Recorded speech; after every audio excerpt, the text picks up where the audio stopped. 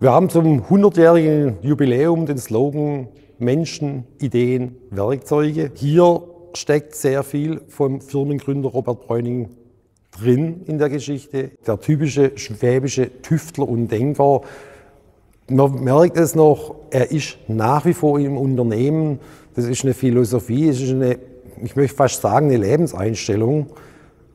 Und ich freue mich, dass ich einiges von ihm übernehmen konnte, auch hier mit beizutragen, neue innovative Lösungen zu gestalten. Wir haben hier einen Cupentron, 6x-D Ausführung. Grundsätzlich das Werkzeug basiert komplett auf dem Standardwerkzeug, sprich der vordere Teil ganz klar Pentron-Bohrer, 5x-D nur noch verlängert, was dazu kam für die Kundenanforderung. Einfach, es wurde eine zusätzliche Schneide integriert, es wird ein Arbeitsgang eingespart.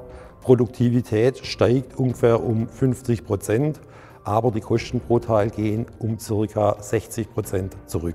Zur Spanabfuhr möchte ich nur eins dazu sagen, die ist genauso optimal gelöst, wie sie beim Cupentron 5x-D gelöst ist, nur das Ganze noch mal länger, auch inklusive der speziellen Oberflächenbehandlung, um einfach die Späne schnellstmöglich aus der Bohrung zu entfernen. Wir haben hier ein Sonderwerkzeug gestaltet.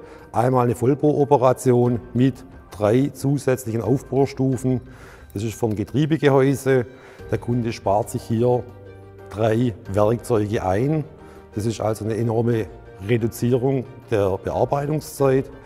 Hauptaugenmerk liegt darauf, die Produktivität zu steigern. Hier auch wieder basierend auf dem Standard und dann auf Erfahrung werden die Stufen entsprechend gestaltet, sei es jetzt hier genauso mit Vierkantplatten, also sprich Pentron-Platten.